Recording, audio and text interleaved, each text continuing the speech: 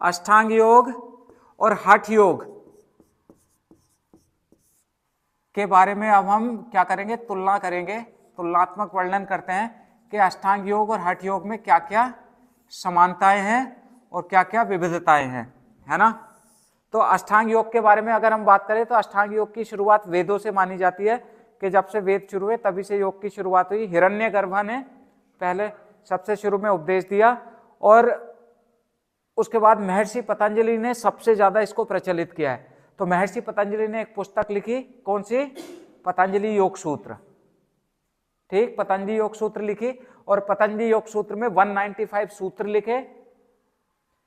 उस किताब को 4 पादों में विभक्त कर दिया, समाधिपाद, साधनपाद, विभूतिपाद और कैवल्यपाद, ठीक है। और उस किताब में उन्होंने, महर्षि पतंजलि ने वर्णन किया अष्टांग योग का। महर्षि पतंजलि के अनुसार जो योग की परिभाषा है वो है, क्या है, हाँ, अष्टांग योग को ही राजयोग भी बोला जाता है। तो महर्षि पतंजलि के अनुसार योग क्या है, योगास चित्त वृत्ति निरोधा, मतलब चित्त की वृत्तियों का निरोध कर देना क्या है, योग है। चित्त में जो वृत्ति आती है, चित्त की वृत्तियां क्या होती है, जैसे हमारा चित्त किसी भी वस्तु के संपर्क में आता है तो उसका आकार ग्रहण कर लेता है, ठीक है। चित्त जैसे अब ये जैसे मेरे हाथ में मार्कर है, जब मैं इसको देखूंगा तो इसके संपर्क में आया तो इसी का आकार ग्रहण कर लिया और इसको हमने बता दिया ये मार्कर हो गया, है ना। और चित्त में वृत्तियां क्या क्या आती हैं, चित्त की वृत्तियों से प्रमाण, विपर्य, विकल्प, निद्रा और स्मृति, ये 5 प्रकार की वृत्तियां उन्होंने बता दी। तो कहता है चित्त की शुद्धि करना, महर्षि पतंजलि ने क्या क्या है, चित्त की शुद्धि करना, चित्त में जो वृत्तियां आ गई हैं उन वृत्तियों को रोक देना क्या है, योग है। ये हो गई अष्टांग योग की बात। अब हठ योग में इधर क्या कहते हैं, भगवान शिव ने योग की शुरुआत की, आदिनाथ भगवान शिव ने शुरुआत की, उसके बाद मत्स्येंद्रनाथ आए, फिर गोरखनाथ ने बहुत ज्यादा प्रचार प्रसार किया हठ योग में। तो हठ योग को देखिए, तंत्र योग, मंत्र योग, ये सब इसी में आता है, कुंडलिनी योग, ये भी इसी में आता है, सब हठ योग के अंतर्गत ही आता है। अब वो क्या कहते हैं, महर्षि पतंजलि ने तो बोला योगास चित्त वृत्ति निरोध है, बट हठ योग में क्या कहते हैं, हठ योग में कहते हैं कि ये तो चित्त की वृत्तियों का निरोध करने की बात कर रहे हैं और वो क्या कर रहे हैं, शरीर की शुद्धि करने की बात कर रहे हैं। तो उन्होंने दिए षटकर्म, है ना। वो हठ योग वाले क्या कहते हैं, हठ योग वाले कहते हैं कि यदि आपका शरीर ही स्वस्थ नहीं है, शरीर शुद्ध नहीं है, तो आपका क्या होगा, आपका ये चित्त कैसे, चित्त की वृत्तियां कैसे दूर कर दोगे आप, है ना। पहले तो शरीर स्वस्थ होना चाहिए। अब आपको कभी तो बुखार दर्द आ जाता है, कभी पेट में दर्द हो जाता है, कभी सिर में दर्द हो जाता है ना। तो मन बुद्धि और अहंकार चित्त में आ जाते हैं, ठीक है। तो अब आपका कैसे शुद्ध हो जाएगा चित्त, तो समाधि की तरफ तो आप कैसे चले जाओगे, जब शारीरिक दुख आपको इतने हैं, आप ना तो 2 मिनट बैठ पा रहे हो, तो समाधि कहां से लगा दोगे। कभी घुटने में दर्द हो रहा है, कभी कमर में दर्द हो रहा है, तो वो क्या कहते हैं, पहले शरीर को शुद्ध करो, शरीर की शुद्धि करोगे, हाँ शरीर की। अब सही क्या हुआ ये बाद में देखेंगे, ये दोनों का हम वर्णन बता रहे हैं। तो वो कहते हैं कि शरीर को शुद्ध करो, जब शरीर को शुद्ध करोगे फिर आगे बढ़ो। तो उन्होंने षट कर्म का वर्णन कर दिया, तो वो षट कर्म देते हैं, 6 कर्म। ये क्या, ये अष्टांग योग देते हैं। महर्षि पतंजलि में क्या बोलते हैं, अष्टांग योग देते हैं। सबसे पहले यम का पालन करो, नियम का पालन करो, आसन, प्राणायाम, प्रत्याहार, धारणा, ध्यान, समाधि। तो महर्षि पतंजलि क्या कहते हैं कि आपको हमने यम दिया है, नियम दिया है, आसन दिया, प्राणायाम दिया, प्रत्याहार,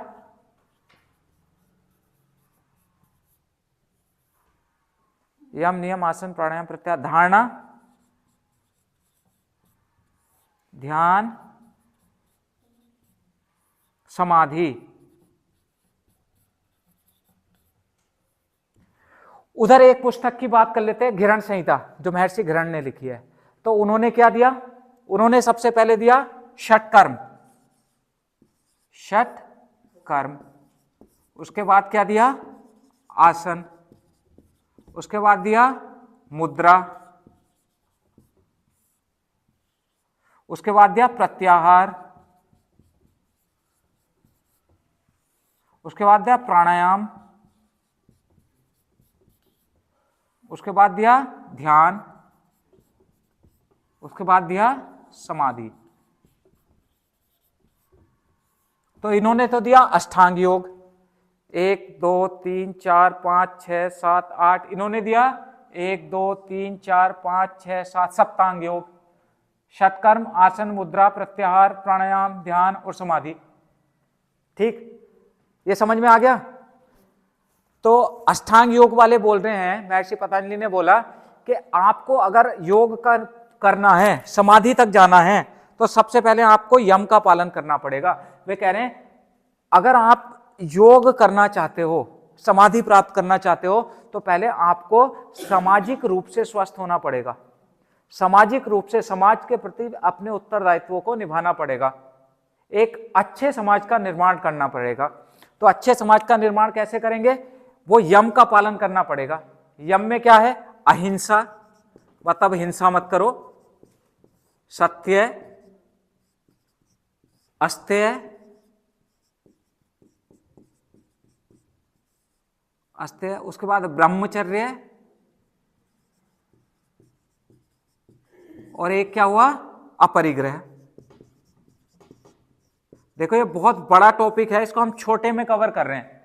ठीक है, तो महर्षि पतंजलि कह रहे हैं कि यदि आपको समाधि प्राप्त करनी है तो ये 8 सीढ़ियों की तरह से है। ऐसा नहीं है कि डायरेक्ट आके तुमने अहिंसा का आपको पता नहीं है, सत्य बोलते नहीं हो, धारणा की नहीं है और समाधि लगाना चाह रहे हो, नहीं लग सकती। ये कह रहे पहले यम करो, नियम का पालन करो, फिर आसन को सिद्ध करो, प्राणायाम करो, प्रत्याहार करो, धारणा करिए, ध्यान करिए, तब समाधि लगेगी। अगर आप यम नियम का पालन नहीं करते तो आप समाधि नहीं लगा सकते, आपके मन में क्रोध आ जाएगा, क्योंकि वो क्या कर रहे हैं? चित्त की वृत्तियों का निरोध कर रहे हैं। तो यदि आप यम का पालन नहीं कर रहे हैं, आपने अहिंसा का पालन नहीं किया, आपने सत्य का पालन नहीं किया, जरूरत से ज्यादा चीजों को आप संचय करते हैं, आपको यही नहीं पता आसन किस तरह से करना चाहिए, प्राणायाम के थ्रू आपने अपनी स्वर को साधा नहीं है, आपको धारणा के बारे में पता नहीं है, आप डायरेक्टली आके बोल रहे हो कि मुझे ध्यान करना है, मुझे समाधि लगानी है, नहीं लग सकती। ये क्रम अपनाओ। नमस्ते। पहले तो आप क्या करो? सामाजिक रूप से स्वस्थ बनिए, समाज को स्वस्थ बनाइए। समझ में आ गई यहां तक? पहले समाज को स्वस्थ बनाओ, फिर वो क्या कह रहे? समाज को स्वस्थ बनाने के बाद अपने आप को भी स्वस्थ बनाओ, अपने आप को शुद्ध करो। तो उन्होंने 5 नियम दे दिए। 5 नियम क्या क्या दिए? शौच, शुद्धि मतलब शारीरिक और मानसिक शुद्धि, शौच, संतोष, तप, स्वाध्याय, ईश्वर परानिधान।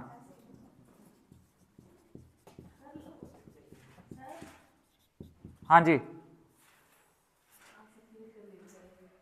अरे ये क्यों लिया? Thank you. चलो ईश्वर परानिधान हो गया। ठीक है, तो अब इन्होंने क्या बोला? महर्षि पतंजलि ने बोला कि आप पहले समाज को स्वस्थ रखिए, फिर नियम करके अपने शरीर को स्वस्थ, खुद को स्वस्थ करिए, उसके बाद फिर आसन करो। आसन की परिभाषा दे दी उन्होंने, स्थिरम सुखम आसनम, मतलब आसनों पे कोई ज्यादा जोर नहीं दिया है। अष्टांग योग में आसनों पे कोई ज्यादा जोर नहीं दिया है, उन्होंने सिर्फ बोल दिया स्थिरम सुखम आसनम, स्थिरता के साथ सुखमय अवस्था आसन है। मतलब क्योंकि ध्यान लगाने के लिए अगर आपको बैठना है तो लंबे समय तक किसी एक आसन में बैठना पड़ेगा, तो इसलिए उन्होंने ये सिंपल सी स्थिरम सुखम आसनम की परिभाषा दी है। अब स्थिरम सुखम आसनम आपने बोल दिया। अब योग में बहुत सारे आसन होते हैं, ठीक है, तो आप स्थिरम सुखम आसनम कैसे करोगे? आप भुजंगासन करो, उष्ट्रासन करो, शीर्षासन करो, चतुर्दंड आसन करो, वीरभद्रासन करो, इतने सारे आसन हैं, इनको स्थिरम सुखम कैसे कर लोगे? इसमें तो जब आप आसन करते हो थोड़ी देर में ये वीरभद्रासन किया, वॉरियर 2, इसमें दर्द होने लगता है, पैरों में पैर कांपने लगते हैं, ऐसे ऐसे करने लगते हो, तो मतलब योग नहीं कर रहे हो आप, क्योंकि महर्षि पतंजलि तो कह रहे हैं स्थिरम सुखम आसनम। हाँ, मतलब स्थिरता के साथ सुखमय अवस्था होनी चाहिए। या उष्ट्रासन करते हैं, कमर में दर्द हो जाता है, ओ मर गया, ऐसे करने लगते हैं लोग, बस बस छोड़ दो। धनुरासन करते हैं, उसमें भी लेटने लगते हैं। तो फिर तो आप महर्षि पतंजलि के हिसाब से तो योग नहीं कर रहे हो, क्योंकि उन्होंने क्या बोला, स्थिरम सुखम आसनम। पर ये जो इन्होंने तो आसन भी नहीं बताया कोई, ये शरीर पे ज्यादा ध्यान नहीं दे रहे। ये क्या कह रहे हैं, चित्त की शुद्धि, चित्त वृत्ति निरोध। शरीर पे ध्यान कौन दे रहा है, हठ योग में। और ये आसन जितने भी हैं ये हठ योग में है, तो दो चीजों को मिलाना नहीं है। समझ में आ गई बात?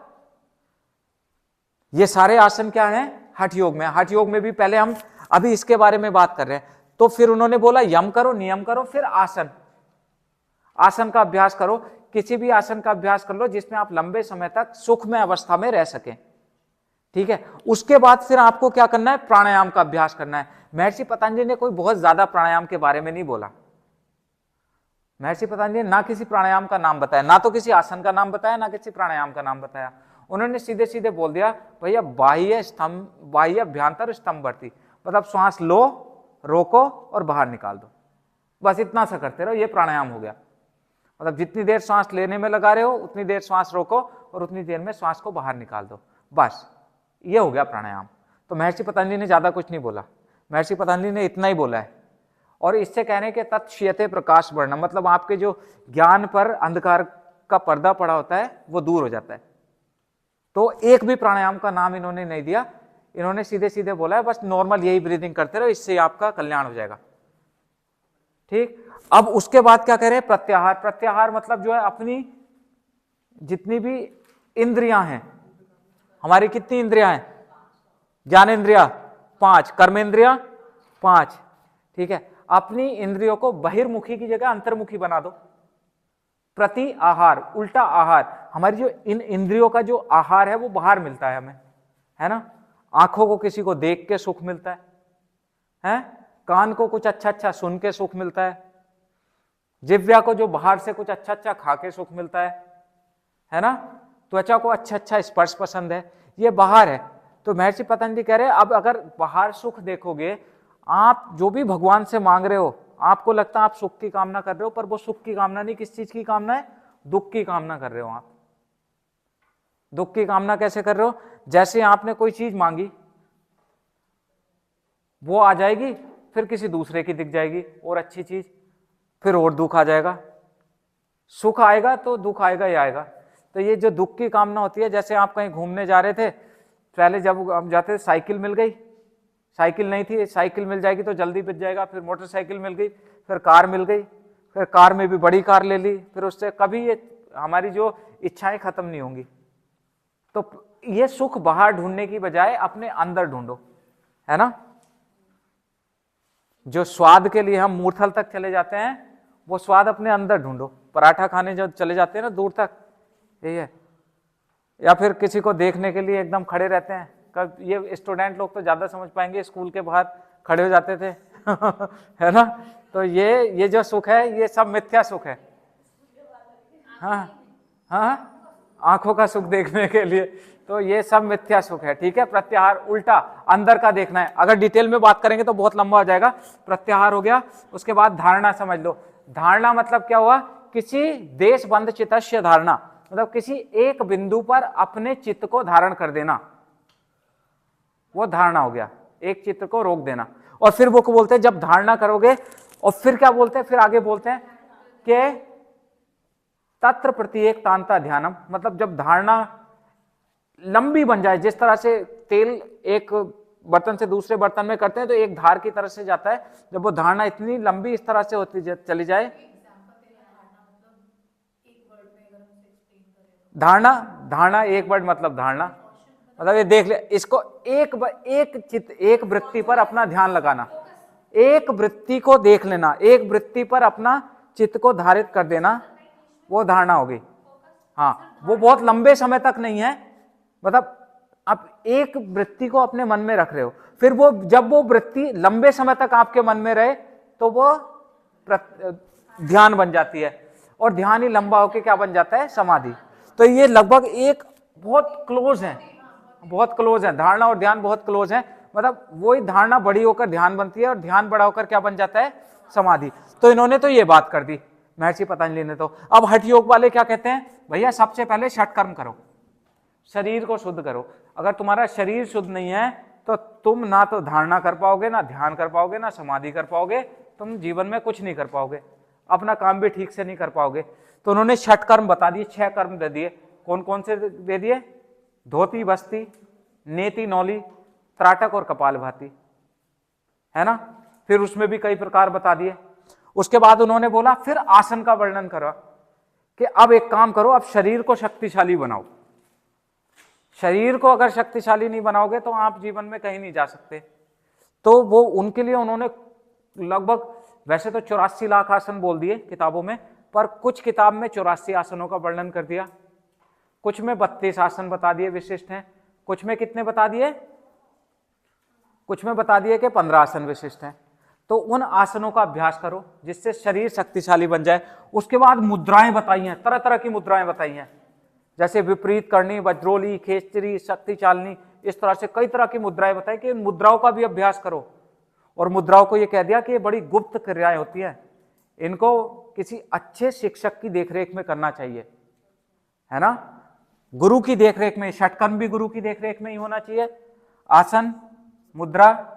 उसके बाद प्रत्याहार उनके ही जैसा है कि जब मुद्रा करोगे तो आपके शरीर में इतनी ताकत आ जाएगी कि आप जो ये इंद्रियां बहिर्मुखी है उनको अंतर्मुखी बना लोगे। और जब प्रत्याहार कर लो तो फिर प्राणायाम करो।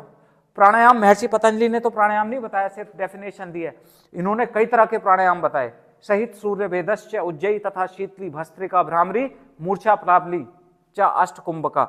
8 कुंभक, किसी ने 8 कुंभक बताए, किसी ने 10 कुंभक, प्राणायाम को कुंभक बोला, ठीक है। और जैसे ये जो सुनते हो ना, अनुलोम विलोम, कपालभाति, भ्रामरी, भस्त्रिका, सूर्य भेदी, ये हठ योग में है। इन्होंने डेफिनेशन नहीं दी, इन्होंने बताए कि ये प्राणायाम करो, ऐसे ऐसे प्राणायाम करो। इधर तो क्या हो, डेफिनेशन दे दी, कोई भी प्राणायाम नहीं बताया। शिव संहिता में एक प्राणायाम के बारे में बताया है, नाड़ी शोधन, और कुछ नहीं बताया, और कुछ नहीं बताया, ठीक है। तो अब ये क्या हो गया, ये प्राणायाम की बात हो गई। यहाँ पे इन्होंने बोल दिया इतने सारे प्राणायाम है, इन प्राणायाम को लगातार करोगे तो क्या होगा, आप अगले प्रोसेस में चले जाओगे। हाँ, प्राणायाम करोगे। अब उन्होंने जो महर्षि पतंजलि वाला प्राणायाम है ना, उसको भी रिजेक्ट नहीं किया, उसको भी उन्होंने बोला वो प्राणायाम तो है पर वो सरल प्राणायाम है, उसको सरल प्राणायाम कह दिया, इनहेल होल्ड एक्सहेल। इन्होंने फिर बीच बीच में रेशियो दिए, 1-2-2, 1-4-2, इस तरह से रेशियो दिए हठ योग वालों ने। तो इन्होंने डिटेल में आसन और प्राणायाम का वर्णन किया है, जबकि अष्टांग योग में आसन और प्राणायाम का वर्णन डिटेल में नहीं है, ठीक है। उसके बाद फिर ध्यान और समाधि की बात आ गई है, समझ में आ गई। अब ये क्या कहते हैं, देखो अष्टांग योग के हिसाब से योग का मतलब क्या है, हठ योग के हिसाब से योग का मतलब क्या है। देखो अष्टांग योग जो संस्कृत की धातु युज धातु से मिलकर बना है, जो महर्षि पतंजलि कहते हैं युजिर योगे, महर्षि पतंजलि कहते हैं युज समाधो। युज का मतलब है समाधि की तरफ ले जाने वाला। युज का मतलब संस्कृत की किसी भी किताब में, किसी भी प्रत्यय, किसी भी गण में जोड़ना नहीं है। तो महर्षि पतंजलि के अनुसार युज समाधो, समाधि की तरफ ले जाने वाला योग है। और जोड़ना फिर योग का मतलब कहां से आया, वो हठ योग में आया। हठ योग में बोला युजिर योगे, युजिर का मतलब है जोड़ना, योगे योग का मतलब जोड़ना। किसको जोड़ना है, अब हठ योग में किसको जोड़ने की बात कर रहे हैं, शिव और शक्ति को जोड़ने की बात कर रहे हैं, ठीक है। तब योग होगा, जब शिव शक्ति को शिव से मिला दोगे तो क्या हो जाएगा, योग हो जाएगा। तो इन्होंने ये पूरा प्रक्रिया बताई। इन्होंने इसमें बताया कि हमारे जो शरीर में शक्ति है, कुंडलिनी शक्ति जो मूलाधार चक्र में सोई रहती है, इन्होंने फिर इसमें नाड़ियों का वर्णन किया है।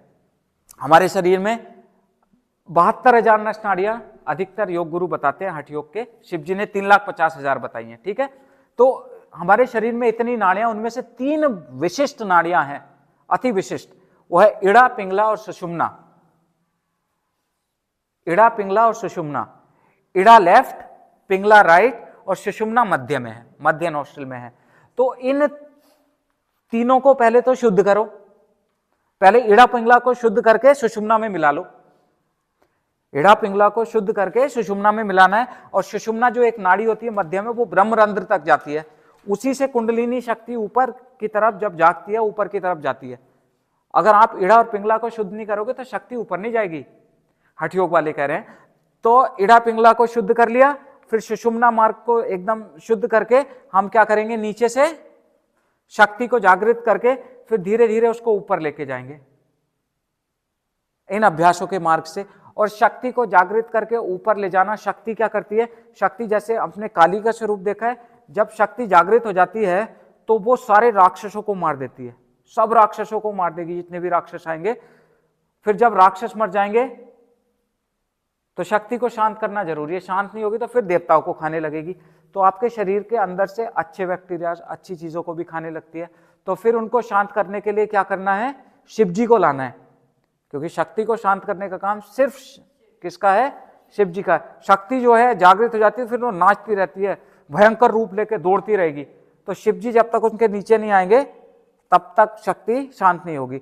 तो वे क्या करते हैं? शिव जी का ऊपर स्थान है आपका सहस्त्रहारा में, तो शक्ति जब जाग जाए तो फिर उसको रोकना नहीं चाहिए, साधना बंद नहीं करनी चाहिए, शक्ति को ऊपर ले जाते रहना चाहिए। जब वो शिव से जाके मिलेगी तो योग हो जाएगा, तब बनेगा शिव शक्ति मिथुन पिंड। मिथुन पिंड बनेगा, उसको वो बोलते हैं योग। ठीक है, तो आपको अब हठ योग और अष्टांग योग का वर्णन पता चल गया कि कैसे कैसे होता है।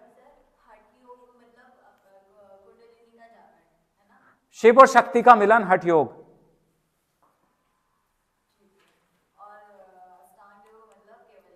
हाँ, हठ योग को इस तरह से भी बोलते हैं, हकार और ठकार, इड़ा और पिंगला को मिलाकर सुषुम्ना में ले जाना